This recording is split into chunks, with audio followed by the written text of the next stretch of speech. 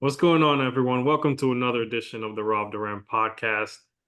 We are here joining you guys with some actual breaking news to start the episode. We were just kind of brainstorming about what we're going to, cover today. One of the topics was the Negro League celebration by Major League Baseball. And in kind of just looking at the details of that, make sure we give you guys the proper information. Just found out that the great and legendary Hall of Famer Willie Mays has passed away at age 93. So what you're gonna see here is some like actual live reactions because we haven't even processed this information. Like we literally just Googled it and found that he passed away. So I guess I'll give my thoughts first on Willie Mays and like his legacy and stuff like that. Obviously, one of the greatest baseball players to ever play the sport. Um, some can argue he's the best, which is an argument that has been made and is rightfully so. His stats alone are phenomenal. Um, and we know him as that legendary catch he made over the shoulder, which has been replicated and basically just called the Willie Mays play. It is what it is. But aside from that, he was also one of the pioneers of the game, as black players were allowed in Major League Baseball, and he made his name well known. A legendary player, an ambassador of the game. Rest in peace to Willie Mays and the shocking news. Yeah, rest in peace to Willie Mays, and my condolences to him, to his family. We were actually discussing, um, I don't know, I guess he was just mentioned because we were discussing the Negro League. And I remember in a previous episode, we were talking about how the MLB is going to take into, like, they're going to add the stats from the Negro League. So I was just thinking in my head, I wonder how many years did Willie Mays play for the Negro League? And I wonder how many home runs or something or hits or whatever he hit with that league, because he was like around, I think 660 home runs career, Yeah. the Yeah. MLB. So I'm guessing he might have hit maybe 40 with at least 40 with the Negro League. So he might actually join the 700 club with this when this is all said and done. But as Roberto mentioned, I do remember Willie Mays from that iconic over the shoulder catch that we see a bunch of players do now. Um, One of the notables that I remember is Jim Edmonds, and Ooh, yeah. he did an amazing over the shoulder catch. I think he had two of them actually, right? I He had think he two. did. I think he had one when he was with the Angels Yeah, and then one yeah. with St. So Louis. yeah, and I also remember I think Barry Bonds also used to speak very. I think that was one of his idols as well. I'm not sure. I might just be I talking out of might my. be, yeah, I believe it's like his godfather or something like that. Yeah, I knew he had some sort of connection with Barry, who to me is the GOAT. But wow, this is shocking news. It's crazy how we just stumbled across this.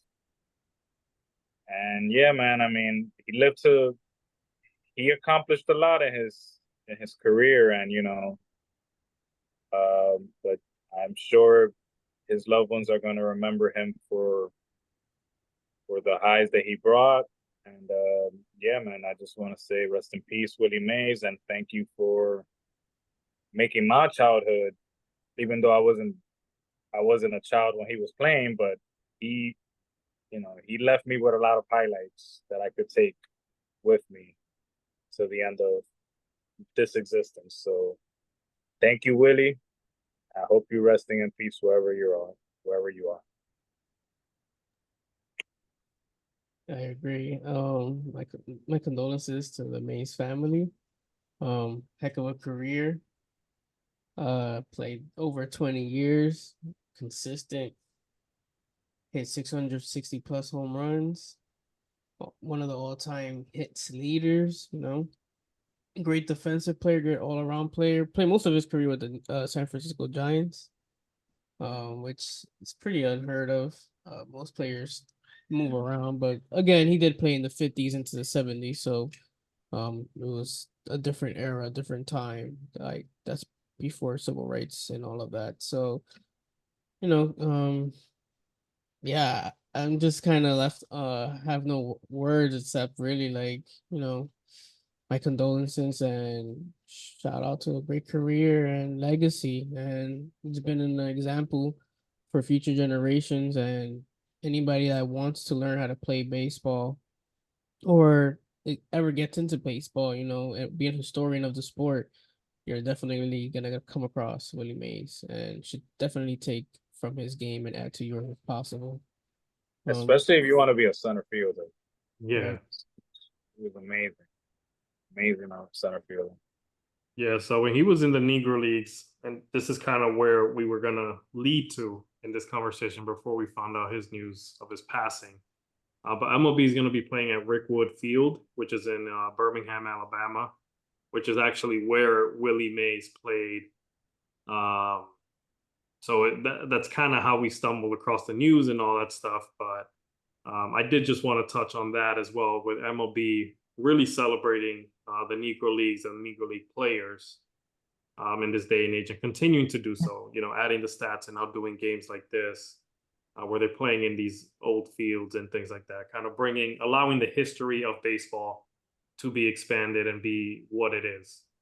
But yeah, it was. I want to thank you guys for tuning in. It was kind of a weird beginning. I appreciate you fellas for kind of on the spot figuring things out as we went along. So, I guess kind of transitioning from that, the NBA Finals have come to an end with the Boston Celtics taking it, winning their 18th franchise title. Jaylen Brown, the MVP of the series. What are you guys' thoughts on the series overall? Jaylen Brown being MVP, and then anything else you guys want to chime in about? Who go first, Sessa? All right. So first, congratulations to the Boston Celtics. They completely proved me wrong.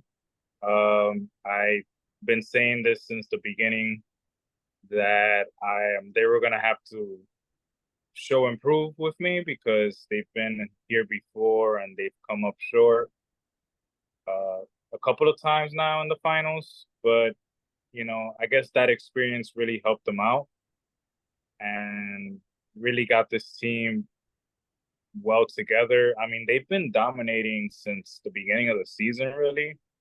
They've been in first. It's been a pretty dominant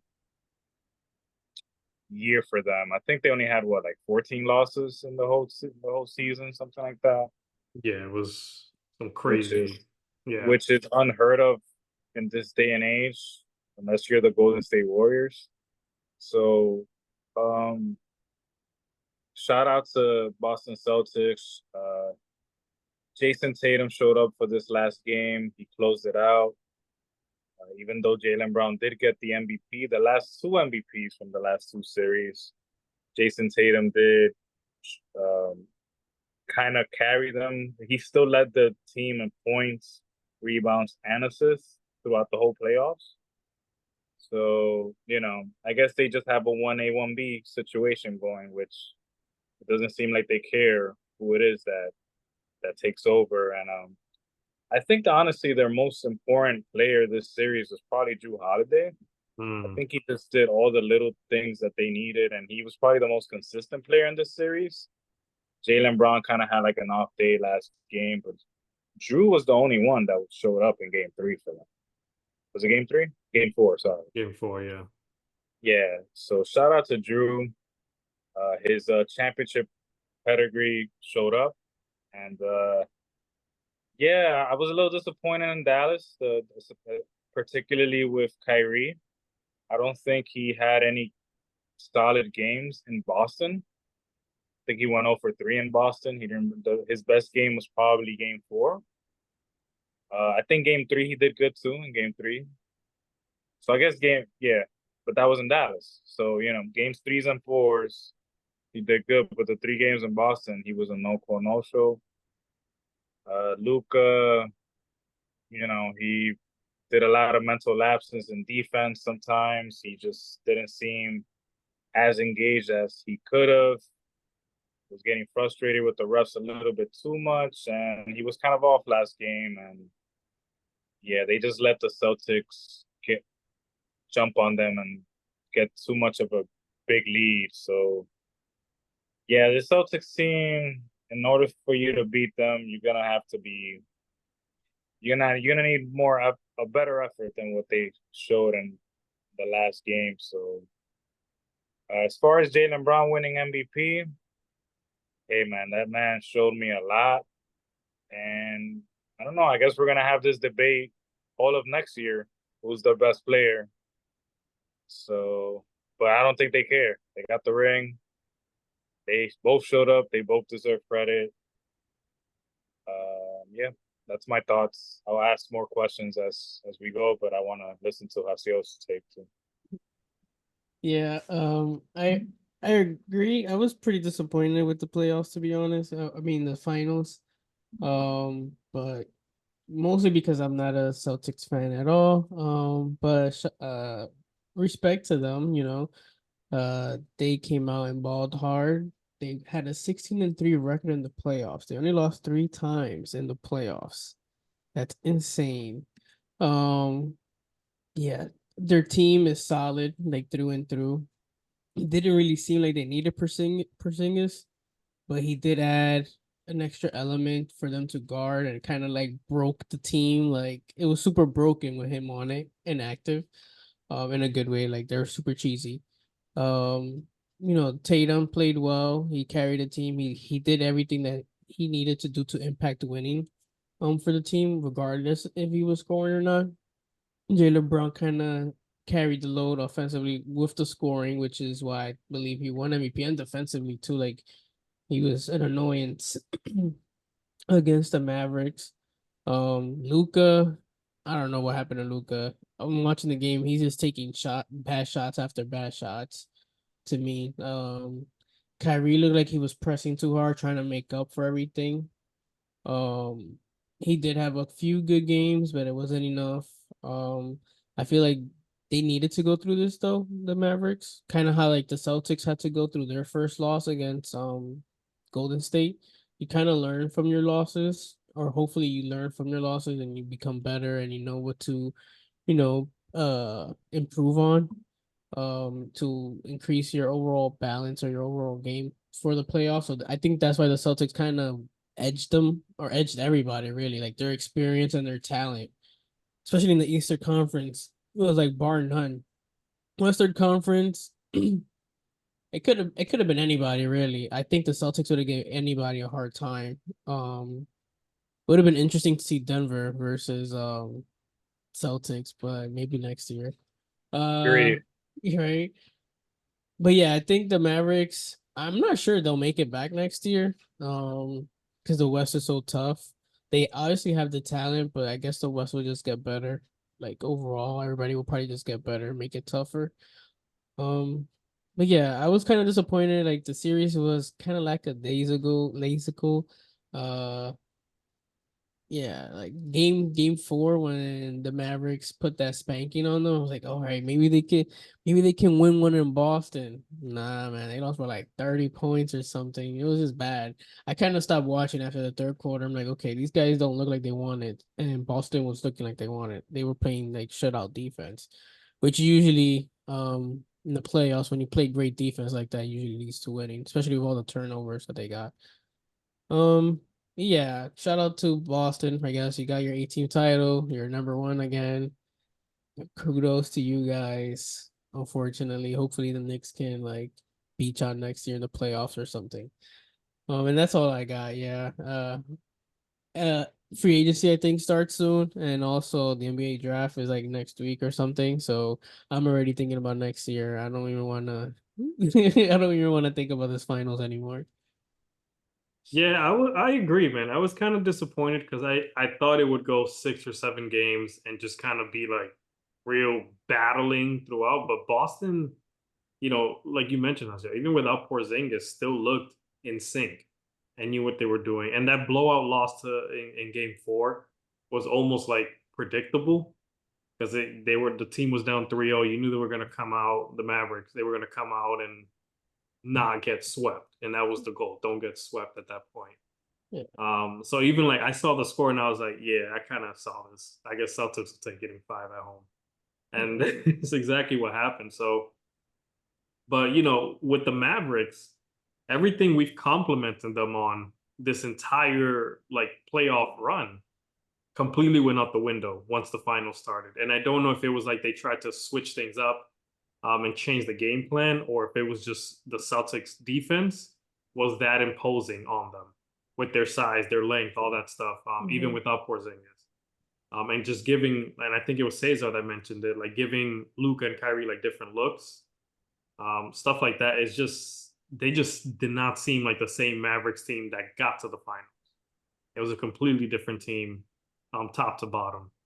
But Boston just they wanted it more.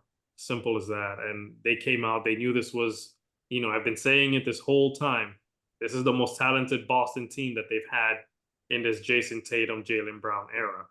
And they got the job done. They did exactly what they were supposed to do. They defended the home court pretty much all playoffs and did their thing, and now they're champs. Yeah. As far as like the MVP, I have no issue with Jaylen Brown winning it. Drew Holiday actually was probably my choice, if I'm being honest. If we would have had predictions and stuff like that, because the games that he had, like Sayzar said, the dude was just consistent on both sides of the ball. And he was a real difference maker for the Celtics with that I'm already a champion experience, bringing that in. If there was any adversity, I'm sure he was the guy, that voice in the locker room, kind of bringing everybody back together, like, yo, we got this. So he would have probably been my pick for MVP, but I got no issues with Jaylen Brown doing his thing and winning the MVP. Yeah, I guess since he averaged more points, they gave it to him. So, but I think Drew did an amazing job defensively, especially against Kyrie. Like, there was some possessions that he was left in an island, and wow, man, that dude is special. Like, that dude works on his. You could tell he works on his defense a lot in the offseason. And I think And I think I saw a stat, and we could double check this. He's the first player to win an NBA championship in his first season on a team, or something like that. I'm pretty sure I saw that earlier. We'll double check it. So like he joined the Bucks and won a championship, and then with the Celtics won a championship. Okay. So like his first year with his new team, he won a chip. He was like the first person to do that with two teams. But he didn't do it back to back, though. No, not back to back. Well, Kawhi did it when he went to Toronto. When Kawhi went to Toronto, mind you, and he was a superstar. In his first year, he got them a chip. Yeah, but Drew Holiday did it with twice. two teams. Yeah, that's what the stat is. That's dope. Wait, but Kawhi won with San Antonio too. But not his first year with the team. Oh, I see what you're saying. So Yeah, it's like his first year with the team. Got it. Now I understand. Yeah, that's probably true. You could look that up. Yeah. What's scary is I think their core is like signed in, it's locked in for like the next 3 to 5 years, something like that, right? So that's gonna be scary. That Eastern Conference is gonna be looking tough. Like I expect them to be in the Eastern Conference Finals at least 3 times out of the next 5. In the next 5 years, it should be there, competing for a championship. As long as they stay healthy, Yeah, they're stacked. I think I don't know who it was that mentioned that Derek White and Drew Holiday are the best defensive backcourt in NBA history. I mean, I don't know if people are just prisoners of the moment, but what do you guys think about that statement? Well, anytime somebody says in the history of the sport, it kind of like throws me off for a loop, because I'm like, damn, in NBA history, like how we judging that? But I mean, they're pretty damn good. They're good, yeah. Like they're really, really good. Maybe the best in the NBA today. NBA history, I have to like really sit back and think like. I mean, shoot. Let's just discuss it. Chauncey Billups and Rip Hamilton. Y'all think they're better defenders than them? Yeah. Y'all think they're better than Isaiah Thomas and Joe Dumars? I mean, Not better, maybe just as good. Because I they're mean, like That's a tough one. Isaiah Thomas is like legendary, man. And Joe Dumars too. Like that Pistons team was legendary. They're both those Pistons teams are legendary though. But I think the one with Rip Hamilton, they have Their defense was insane. yeah, like I think their opponents' points per game was like 70 or something crazy. 75 around there. Yeah. Yeah, it's When like I think about like historically those, great. when I think about those Pistons teams, because we saw them, I think about like when people talk about is it the 86 Bears?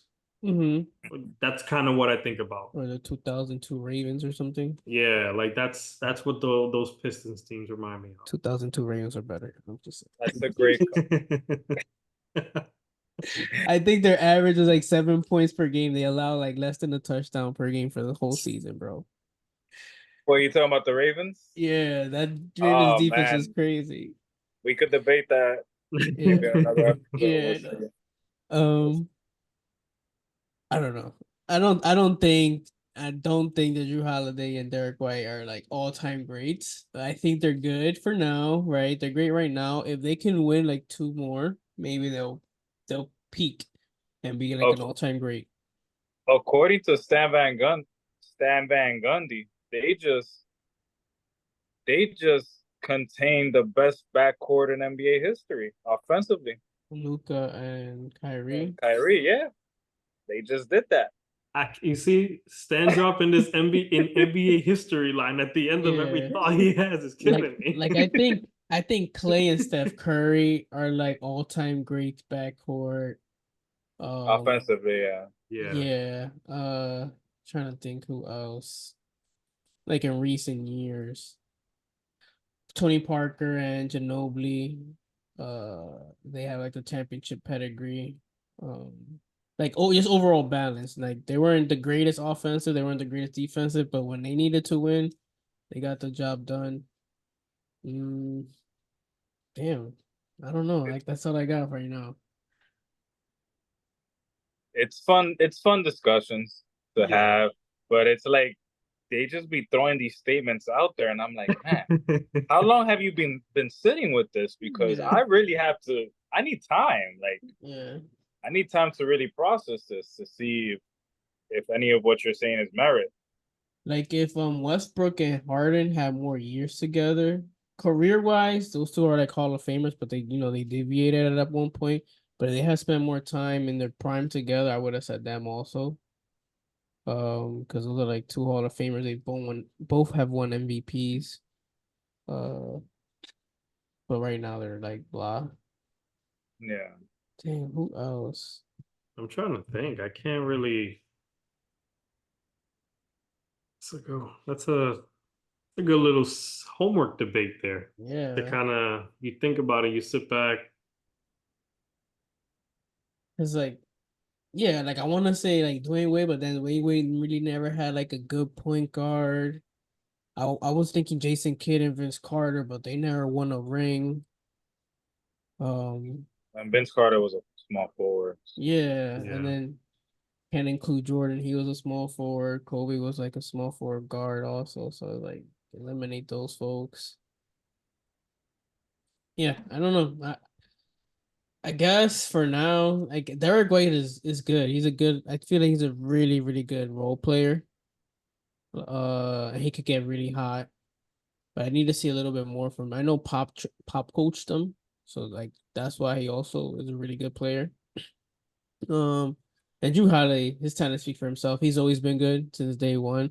He was really underrated at first. When the Bucks got him, it was a steal. Clearly, they won the chip with him.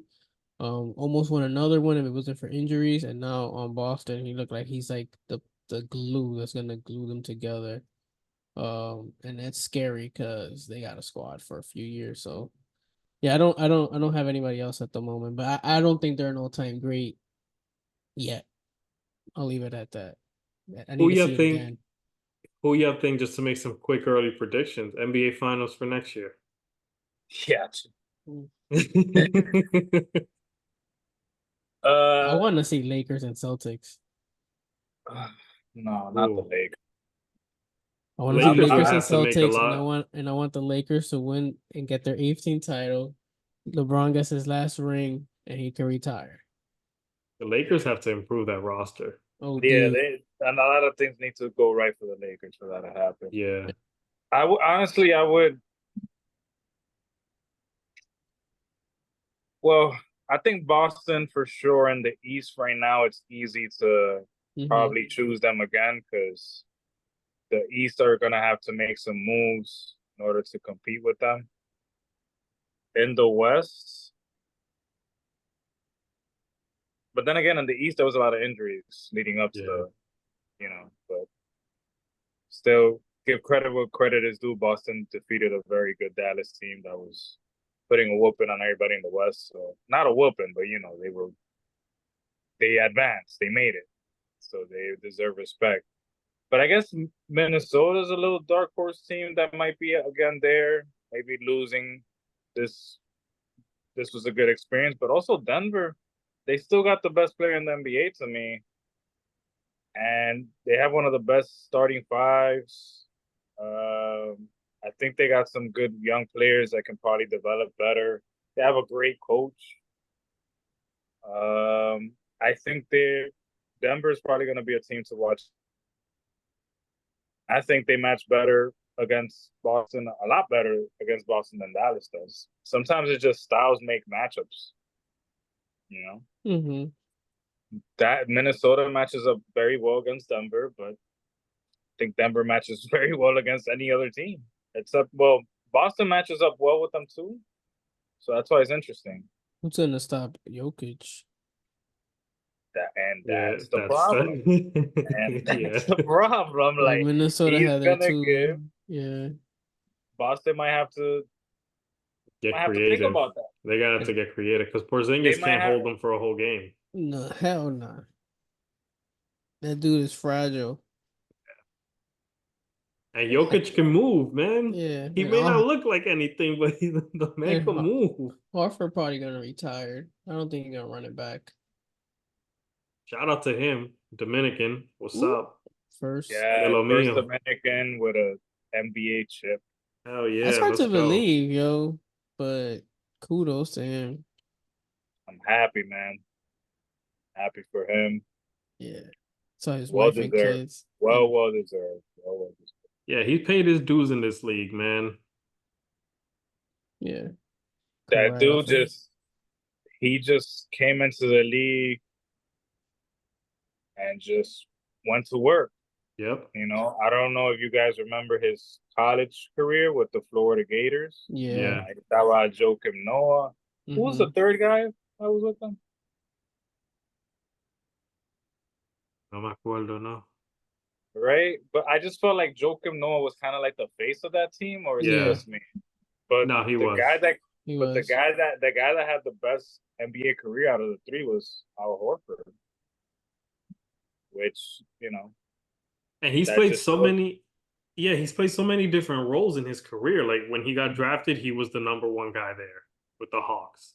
Then he's like the veteran presence on like OKC, I think, for like that 1 year or whatever. And now he kind of just fits into a role where he stretches the floor with the Celtics and just like Sayzar said, he just continues to just go to work. Improved his game, adjusted his game as the league went along, continued to do better and just do his thing, man. So kudos to him. I think for just my prediction, real quick, I could see honestly a healthy East team. There's rumors of Paul George going to the Sixers this offseason and all that stuff. Even Embiid kind of hinted at it. Paul Yeah, George heading over there. you think they're Yeah. gonna blow up the Clippers, I guess? I don't know. That'll be interesting to see. Kawhi Leonard got his injury history and past and all that stuff, so it'll be interesting to see what they decide to do. I saw he cut his hair. Yeah, I was No more just braids. thinking that. what it do, baby? I'm like, yo, he looks like a completely different person. Now he was smiling in the picture and all that stuff. New man. Well, let's see. Let's see what happens. There's a lot of moves gonna happen. I know a lot of players are probably like thinking about their careers now. Like, damn, should I go for a ring or should I go for the Yeah. bag? So and Yeah, none are really guaranteed. I guess the bag is more guaranteed than the ring. So I would say so. But yeah, my pick, real quick, I'm gonna go. No surprise here. I'm gonna go with the Knicks versus Denver, Okay, and that's unbiased. That's like a real pick. That's not. I like it. I like they it. this is a good matchup too. They keep Randall, Julius Randall. I think they should keep Randall. I don't think that roster needs too much. I mean, they had a whole starting 5+1 injured. Just get more depth, really. Yeah, Yeah, I think they're not the Knicks. The Knicks are not too far out. There's more fresh legs, run it back. Don't run them into the ground again. Everybody playing 40 plus minutes. Yeah, he crazy. That coach is the best though. Because a lot of players would complain about playing time. You're not gonna complain about playing time with that coach. nah. And Josh Hart, dude, that man, he didn't care. He would go out there for 60 minutes if he could. I He wouldn't just want. I don't. I think if I played a professional sport, I really wouldn't want to be subbed out unless I was like tired. yeah. And the way I would train, I don't think I would get tired. My conditioning would be just like, you ain't subbing me out. I'm playing the whole game. That's just my mindset, though. But I guess professional sports is different. It's more like just real team effort. There's a lot of wear and tear in the body for sure. Yeah. But yeah, I don't know what it's like to play 82 games in a season, so I'm just talking ish. I mean, for context, LeBron was trying to shorten the season to like 67 games at one point. So 67? That's 15 less games. I get it though. The playoffs are long. After they switched it from, I think the first two rounds were like 5 games, best of 5. Then they switched it to like everything's best of 7. It added a lot more games, but it's good for the economy of the NBA. But for the players wear and tear, not so much. So I kind of get it. Maybe they should switch it back to 5 games and then just keep the final 7 games. I don't know. What y'all think about Charles Barkley and his What and his group and his crew not potentially not return, like this being their last season, this upcoming season? business is that, fine. that's a sad time for TV. I think that is the best show on TV. Period. Not just basketball. I think it's just the best show.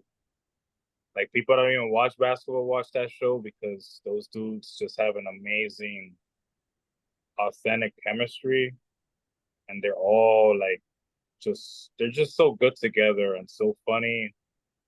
Even the people in the back, I'm sure, have a ball with them. Like it's the NBA season's gonna it's not even gonna feel the same, man. It's sad. It really is sad, but I guess this day had to come at some point. But man, that's inside the NBA is best show of all time. Yeah, it's crazy. And yeah, I guess things have to come to an end, but like why now?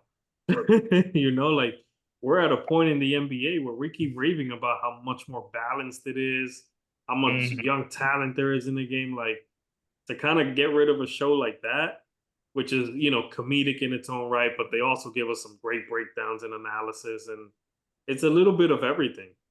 Like it's like the perfect show for like an NBA casual and like a diehard. So it's gonna suck not seeing them. I wonder if they'll start a podcast at least or something, and Yeah, I that'll be wouldn't. great. Yeah, that's definitely it'll be must watch. I know Shaq has his own stuff. It'll be funny to see Barkley on a podcast. He has one with Ernie. No, Does doesn't him he? and Ernie? I think so. I think that they. Oh, that's dope. I gotta check that out. Yeah, I think that they Ernie just. Johnson is another one. That dude is a legend, bro. Yeah. You know what's weird? That like a few years ago they had signed like a 10-year extension, like most of them. Like the 4 sportscasters or analysts. And then come to find out, they get bought out and they're not renewing it or whatever. They're just like, all right, you guys gotta go. And it's like, what happened to my 10-year contract? Like, that doesn't exist with us. Yo, business is Barkley was shitty. hinting at like retiring, but I know like a bunch of networks are gonna offer him like the bag. Yeah. I'm not that Yeah. big on Barkley to be honest though. I don't watch it for him. I love seeing his interactions with Shaq. I watch him more for Shaq than I do for him. But, Oh, I love Barkley. I love Barkley anywhere. I'll see him anywhere. When he's a guest in the Pat McAfee show, he be killing it. Wherever he goes, he's just I don't know. He's just a funny dude. Like he's just like naturally funny to me. He is. But definitely Shaq. Shaq puts the battery in his back. yeah, maybe And antagonizing the him. the best segments are when Barkley's just saying the most sus shit ever, and Shaq just be there hyping it. He just can't stop laughing. Like his Shaq has this contagious laughter that it just forces you to smile. So, I'm gonna miss him. Long Yeah. story short, definitely miss him. I think all of us are gonna miss it, man. They need to renew that. They need to bring him back. It doesn't make sense. Like, what are they gonna do? Like, literally, what show are they gonna create to kind of like replace or transition? It's not gonna be the same. Nobody gonna watch that shit. So, I well, agree. The league might suffer from mm-hmm. might actually suffer from this. I hope it's not Stephen A. Smith on another show or something like that, because I have like Stephen A. burnout. Just Yeah. saying, like I'm tired of him already. I just feel like he just repeats the same thing on every platform. There's nothing new. A lot of it doesn't even feel like an original take. So kind of miss Max smacking him up verbally. Yeah, man. Wherever Max is, man, we miss you, Max. Where I know. Max, I haven't heard that he's like landed somewhere. And he's actually really good. Like, and he's very like clear spoken, yeah, and very like eloquent with his words, and just like the knowledge he brings of each sport is very like analytical, but also like straight up facts. he graduated Especially, from an Ivy League. especially boxing. Oh yeah, he Yeah. kills it with boxing. You kidding me? I wonder that he probably got like a severance package from ESPN and probably can't like he probably wants to be a parent speculation podcast. Probably wants to be a parent for a while and just chill, or he can't legally join any broadcasting sports show for a while or something. I don't know. Maybe shady like that. ESPN is known to be shady like that, like Jamil Hill and the other folks that they kind of like let go. Paul Pierce, he didn't do nothing wrong. He ain't do nothing right either. Ways to get fired. You got a whole Yeah. Paul Pierce compilation. He wild for real. The truth. Yeah. There's for real. Speaking of Paul Pierce, this is like we're way off topic from wherever ever we were gonna go at some point. Mm-hmm. But Skip Bayless, and the only reason the correlation Paul Pierce and Skip Bayless, they're like on the same show. Is that show still going? Bro, Skip Bayless needs to hang him up. I Like the stopped dude watching. he's no Mhm. longer relevant. Like he's done. Like nothing he says brings attention anymore. Yeah. And I think everyone like you're burnt out from Steven. I think we're all burnt out from Skip Bayless Yeah. especially after that whole Shannon Sharp thing and why Shannon's gone. Yeah. It's Yeah. like, dang. I honestly have not watched Undisputed in about a year since Shannon Sharp left. I saw like an episode or two with Sherman and Keyshawn just to see like if it was any interesting, and it just didn't flow well for me, and I was just like, yeah, I'm done. And I haven't watched it. My algorithms haven't picked it up. I haven't wanted to click on it or nothing. So Yeah, yeah. it's actually happened to me too. Like my algorithm hasn't showed up at all. Like it's just like it literally doesn't exist to me. And I don't know. Maybe they're killing it out there. I would not know though. I haven't listened to any segments at all. Like there's nothing. No say. Yeah. I think that there was one thing that popped up, like on Twitter one time on my X algorithm. I don't know. I think it was Keyshawn arguing with Richard Sherman about. I don't remember what it was, but it didn't catch my interest, so I didn't even click. Yeah. Yeah, I don't know. And I love Richard Sherman. Like I love, I think he's very he's a very smart. He was always a very smart player, and I was always interested in the way I like the way that he articulated himself off the field. But and Paul Pierce is, to me, he's a little entertaining too. He's like a wild card. So, he's trying to get like a good crew together. I think they did. He went viral like a few weeks ago for dropping the N word. I think live. Oh yeah. That I saw. I saw. That was so funny. I think that's like the only thing I saw too. Yo, he's crazy, man. He thought he was on the podcast with Kevin Garnett. That's what it was. Shout out Paul Pierce, man. So funny dude. He has like a crazy like backstory. Like I respect him because when like growing up, he used to play against the Nets and the Knicks, whatever. Then I come to find out he's from Oakland and he was like into gangs and stuff. And he had like gotten stabbed or something like that a few times. And like he made like nothing of it and he just kept balling. It's just like, damn, this guy's resilient. So, shout out to him for being a strong guy, I guess. He definitely had a lot of heart in the court, that's for sure. Yeah. I like hated him. Like he looks to me he's like Jokic in the way like he doesn't look athletic, but he gets you buckets. Yeah. That was Paul Pierce. I was like, yo, who's this non-athletic looking guy and just scoring 40 on your head? Like kind of Luka Doncic-ish.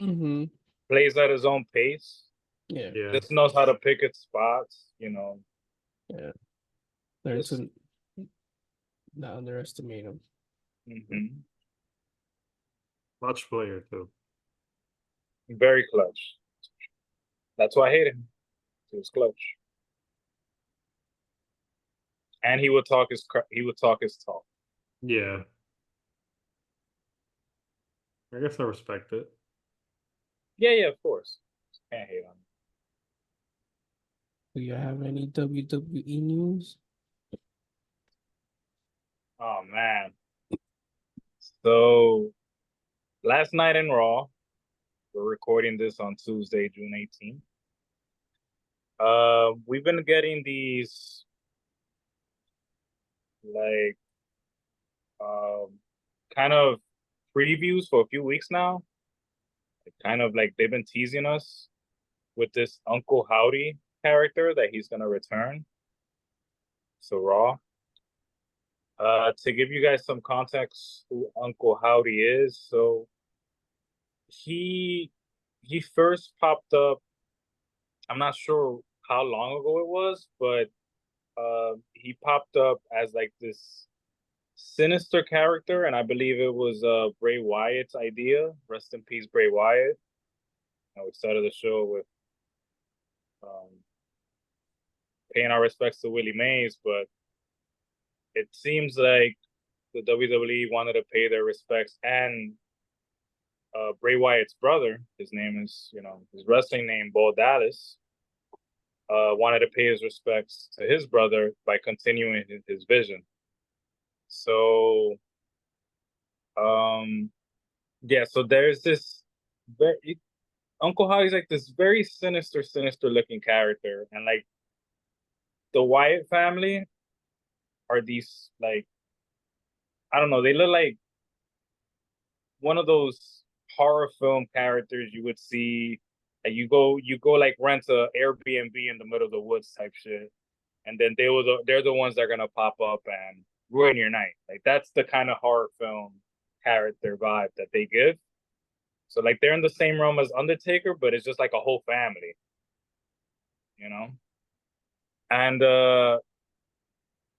at the end of Raw, um if you guys haven't had a chance to see this, look it up. So just type in Uncle Howdy Returns on YouTube. Yeah, the clip you sent me this morning. I'll let you Yeah, describe it, but like I'm glad you mentioned Undertaker because that's the vibes it gave me. yeah. So like the lights start flickering off little by little in the section, and then the crowd is going crazy because they're like, "Oh shit, it's about to happen." So then they put the lights on. They call them the Fireflies. Whenever the fans turn on their lights on their cell phone, that's what the Wyatt family used to call them, the Fireflies. And then there's this door that pops up, and like there's like this blue light coming off. So there's another character that passed away, another wrestler, Luke Harper, who was a part of the Wyatt family as well. So they pay tribute to those two wrestlers, Bray Wyatt and Luke Harper. Or another name that he had was Brody Lee. And that blue light, I think, represented Luke Harper. Then they had this lantern in the middle of the hallway. It's like when you're about to like enter the ring. And there's this like woman with a mask on starts crawling out of this shiny door. And she's looking like she giving me like the ring vibes, like the Yeah. like getting out of the well type thing. And then she like stands up and she just like points to the backstage. And then when the camera crew goes backstage, you just seeing bodies laying out all on the floor, like everything was smoky room, and there was like blood everywhere. There's certain wrestlers that you could depict that were bloodied out, but it seems like they beat up the whole locker room, left them bloodied, and like there's this other character that came with another mask. I believe that was Eric Rowan, who's also part of the Wyatt family. They're calling themselves the Wyatt Six. Towards the end, once you see some of the chaos, you get to see Uncle Howdy, who is the brother of the guy that passed away, but he's in a mask. You know, he's in his full gear costume, and the crowd gave him a huge pop. Like the crowd went crazy, and they come together towards the end, and they go to that lantern. They pick up that lantern, and they're looking mad creepy and stuff, and they're just saying like, "We're here," and then he blows the lantern off, and then the show stops. But they're calling themselves the White Six. It's 5 of them, so I'm not sure if the 6th member is the dude that passed, or if there's another character or another person that's gonna join them that they didn't show. I'm not sure. But yeah, man, I don't know. That's the most interesting thing that's happening on wrestling. That shit was trending #1 on YouTube today. And Yeah, that clip you sent me, dude, that joint was fire. The way they played it out, the bodies laying out like knocked out. It felt like a scary movie in a sense. Like they did an amazing job. Yeah, I it wasn't was an know. it was an Mhm. amazing production for sure. Shout out to the cameraman. That man probably didn't sleep at night, but he took one for the team because that shit was creepy. I was But it able was to weird. Like it was creepy, but I was kind of like teary eyed at the same time because it's a tribute. yeah, So it was dope. it was like out of left field, but it's pretty dope that they're doing that. I wonder who they're gonna have to like wrestle or where the storyline goes from here. Yeah, I think they're just gonna wreak havoc everywhere. So I think they're just gonna come out randomly. They just beat people up, break up fights. Yeah, like the lights are Gotcha. gonna flicker, and then oh no, here they come. Oh, like, Yo, what if like that starts to happen and people start getting pissed off? So then like the other wrestlers band together or whatever, and they make like their own super team, and then it's gonna be them versus the Wyatt Six or whatever, like on a big like WrestleMania type stage or Royal Rumble. That should be that'll be crazy. dope, like a Survivor Series type Yeah, thing. huge team death match or whatever, team tag team match. In a Hell in a Cell. Yeah, all weapons and stuff. That would be The fire. anything goes match. Yeah, I want to see people going through the metal steel cage through the ring. That was honestly one of the best returns I've seen in a long time. exciting Production time. Wrestling is on the up. I'll give them that. They're doing a great job. Triple H and his people doing a great job. Capturing a whole new audience. Yeah. I like it because it has that retro feel of when we used to watch wrestling. definitely giving me Attitude Era vibes. I mean, they have this other storyline with Dom Mysterio and this girl Liv Morgan. Like, she keeps doing wild shit every single week to this guy. Like, she's been a total menace. Like, this week she stole his jacket. So then he's like in the backstage, like, give me back my jacket. And she's like, you bet, but you're gonna have to take it off from me. And then she like unzips herself, like, let me help you out. And I'm like, yeah, this shit is definitely not PG anymore. This is Wait till they get to Netflix officially. Oh man. We're gonna voila. The production is gonna be crazy. Like, that's something I've been noticing. Like, they've really, really been going in on the backstage production, the angles, the different angles. They're getting very creative, very, very creative. And as a fan, you appreciate it. And the storylines they've always been good, but these storylines are pretty dope. Pretty dope. Can't wait to see more. Yeah, man. Did y'all see any boxing this weekend or not? I didn't get to see the fights, but I did hear about them after the fact. Kind of saw a few clips here and there. I know you saw them. Did I? Yeah. So Benavidez, he fought this dude. I can't pronounce his name, so bear with me. Let me search it up real quick. I think it's Bosdick. Probably butchered it, but fuck it. I think the G is silent. Bosdick. Yeah. Well, he fought that dude, Alexander Bosdick. He defeated him. He moved up to 175, and he looked very impressive. He started out very well. It looked like the extra weight didn't bother him. His power carried on pretty nicely to the weight, but this Bostic dude just didn't go away. Like, this dude had a hell of a chin. He was taking them shots amazingly, to the point where it looks like Benavidez punched himself out by the eighth round. And that Canelo was probably like,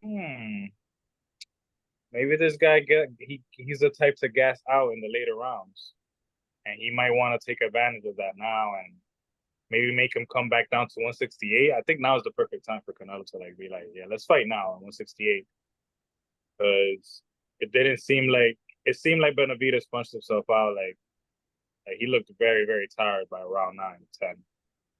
But he wasn't getting hit that much. His defense was as good as it ever been. Never seen it like that.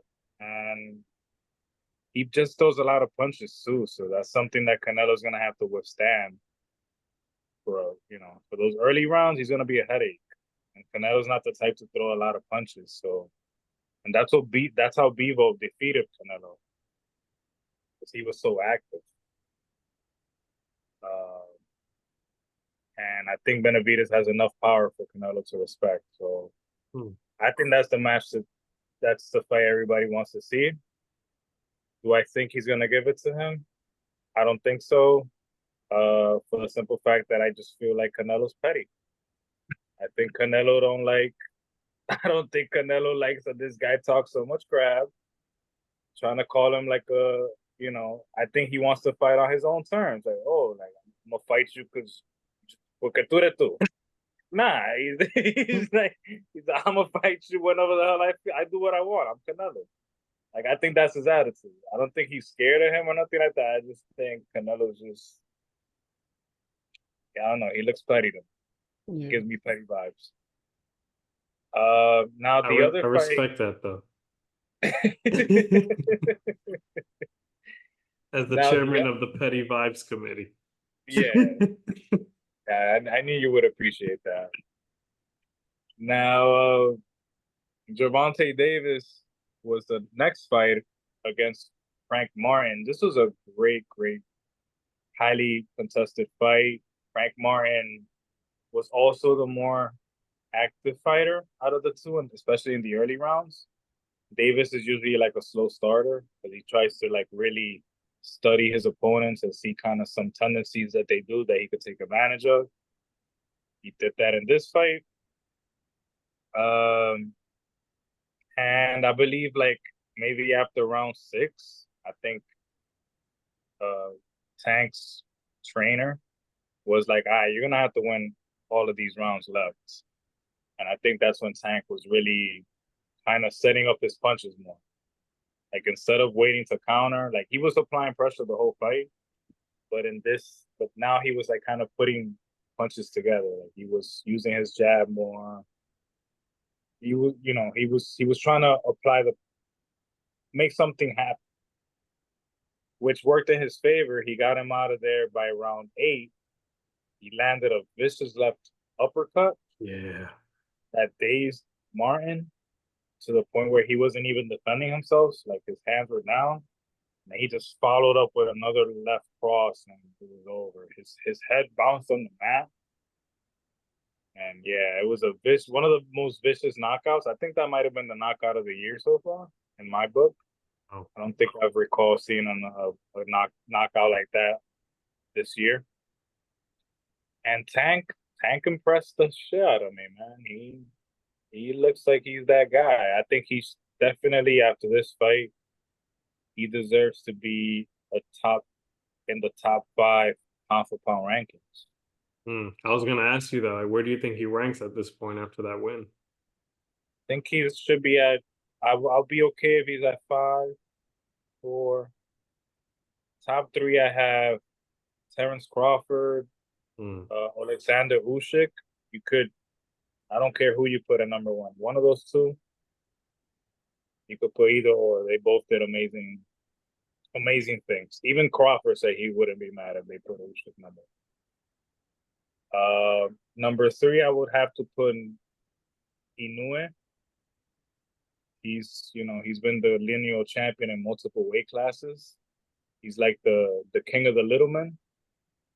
And I guess 4 and 5, you might have to start looking at Tank.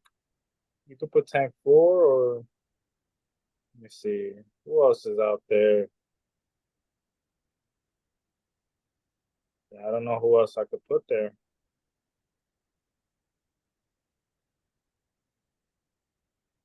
Yeah, I guess Tank could be number 4. Unless you want to put Canelo there, 4 or 5. I don't know. I'm trying to think of any other undisputed champions. I only hear. I guess Canelo you could put him 4 and Tank 5. I think that's fair. Yeah, I would think so. Yeah, but that was this weekend, guys. You guys have anything else on the radar? Want to touch base on that we missed, maybe? I went to go see Inside Out 2. All right, don't spoil it for me, No please. spoilers. I don't do spoilers. I have not. I've been. I don't remember how. Yeah, I've been so excited for this movie, man. Yeah, I might go tomorrow or this weekend. I'll go watch it. It was a good movie. I enjoyed it. Apparently, they have like an end credit scene. Just so you guys know, I didn't know until earlier After. today. Mhm. So I saw it. So just it's you'll get it in the sense of the movie and how it's going. But I thought it was a pretty good movie for both kids and adults. Obviously, I went with my kid, but it was very good because as adults, I think you guys will see it, like you'll relate to it in a sense. So it's not like a strictly just kids movie. It's has some adult life into there. That's typically how Pixar movies are and Disney Yeah, movies are as well. They always have their adult adult section of the movie, adult scene of the movie. And Inside Out 1 was great. And this has been one of my most highly anticipated sequels in a long time that I've been wanting to see. yeah. So A I'll couple other definitely try to movies. watch it. Yeah, a couple other movies I saw like previews for Mufasa, Oh which yeah, I seems saw like the that. prequel to Lion King, to that whole storyline. I want to see that. Moana 2 is another one. I Mhm. don't know about you. I love that first Moana movie. I still watch it to this day. Yeah. Yeah, that's right. Songs and all, so I'm excited to see that one. I think it's like Transformers 1 is another one. Is like a prequel to the Transformers as well. Mhm. I Deadpool, think those, Wolverine. yeah, Deadpool Wolverine's coming out soon. Yeah. It came out already, I think. No? No, it comes out in July. Yeah, I think it's July. It might There's leak the early though. pre-sales started happening already. Yeah. Gotcha. Okay. I saw Bad Boys 4 over the weekend. That was good too. Okay. Yeah. Worth to watch, I think. If you're a Bad Boys action fan. Yeah, I'll probably go see that because I've seen all the other ones. You haven't seen it No, not the yet? fourth Okay. one. We were supposed to, it then didn't work Gotcha. out. Then we go to see Inside Out too. Definitely watch it. It's funny. It's good. I won't spoil it. Yeah, I think that's all I got. Yeah, They could take us home, bro. yeah. Gen Z. Oh, before we Gen Z, leave Eminem alone. I know Lulu ain't here to speak up for him. Eminem is not getting canceled. Let's just put it there. It's too late. It's 20 years too late. Leave the guy alone. He knows what he's doing. I did see the compilation though, of people reacting to Kill You. Yeah. They're like, oh my God. Oh God. It was funny. But that song used to get me hyped. Yeah. It's hard. Same. It's really hard to like listen to a lot of those old songs now because they're so vulgar. But man, it's something about listening to that just keeps gets you going. But I can't like listen to that around my kids or nothing like that. Like Not at all, bro. it's hard. But yeah, uh, Eminem, you always have a special place in my heart. You got me through some rough times, and I'm pretty sure a lot of people can agree with that. Agreed. that's a But I'ma fact. kill you. You don't want to fuck with me. All right, we'll stop before we get canceled. On that note, fellas, let's wrap it up. Thank you everyone for tuning in and enjoying this episode. Continue to like, share, and subscribe. We appreciate the support. Thank you, everyone. Have a good night. Thank you. Good night.